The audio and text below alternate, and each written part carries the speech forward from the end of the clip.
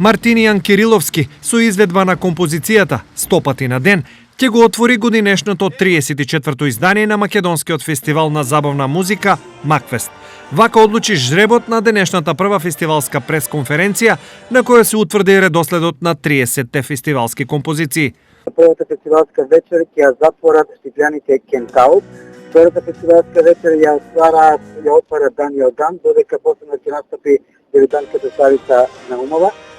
Макфест годинава ќе се одржи на 10, 11 и 12 октомври, традиционално во големата сала на Штипскиот дом на културата Ацо Шопов.